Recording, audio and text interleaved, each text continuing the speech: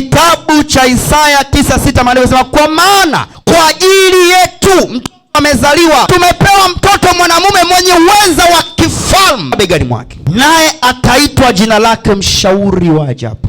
Mshauri. Ulishahitaji vitu vingapi ukitaka kushauriwa lakini bado hukupata ushauri mzuri? Yesu alizaliwa ili awe mshauri wako. Wengi mlitegemea watu na mkaangalia watu mkataka kushauriwa, lakini kuna mshauri wa ajabu, Yesu Kristo. Mashauri yake sio ya kawaida, ni ya ajabu tupu. Popote ulipokosa ushauri wa maana, kwa Yesu Kristo kuna ushauri wa maana. Amezaliwa, alijua kuna watu mtafuata mashoga watawashauri, lakini kwa intention yao tofauti, lakini Yesu Kristo atakushauri kwa sababu ya mawazo yake anataka mema kwenye maisha yako. Amen. Ndugu yako atakushauri kwa kijicho pande, lakini Yesu atakushauri ili aone una uzima ndani yako, aone una amani ndani yako, aone una furaha ndani yako. Amen. Na ndio maana kaitwa mshauri wa ajabu.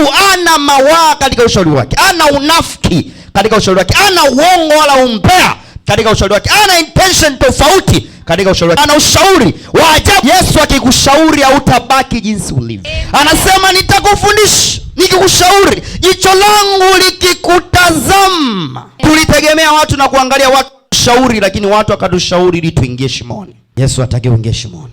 Sema kwa maana jinsi hii Mungu aliupenda ulimwengu atakamtoa mwanae pekee, ila kila amwaminie asifanyaje? Asifanyaje? Yesu hawezi kukushauri ukapotea. Ndio maana akaitwa mshauri wa ajabu. So hawezi akakushauri ingia kwenye hiyo ndoa, alafu kwenye ndoa uende ukapigwe, uende ukaachike, uende ukapote talaka. Hawezi akakushauri hivyo vitu. Walioingia sehemu sio, waangalie vizuri, wana uhakika ni Mungu aliwashauri kuingia sehemu sio. Popote ulipokuwepo kwenye hiyo biashara, kwenye hiyo kazi, Mungu alikushauri. Katika hiyo ndoa, Mungu alikushauri. Maana yeye ni mshauri wa ajabu. Mimi si mwanadamu atanijute, si mwanadamu atanisema uongo. Una uhakika ni Mungu amekushauri kuanzisha hiyo biashara, Mungu amekushauri kwenda hiyo safari. Baraka za Mungu hazichangamani na majuto. Haiwezi kawa baraka na unahuzunika. Mungu kwa nini? Mungu hii baraka gani? Hiyo sio baraka. Nilishafundisha baraka ni kitu chema. Akiwezi kuwa chema ukakinungunikia, akiwezi kuwa chema ukakihuzunukia. Haiwezi. Hiyo sio baraka. Mshauri wa ajabu akikushauri akosei, anajua anakushauri kwa sababu ya mawazo yake. Anawaza mawazo mema juu ya maisha yetu. Anataka uwe na ndoa nzuri, anataka uwe na kazi nzuri, anataka uwe na watoto wazuri.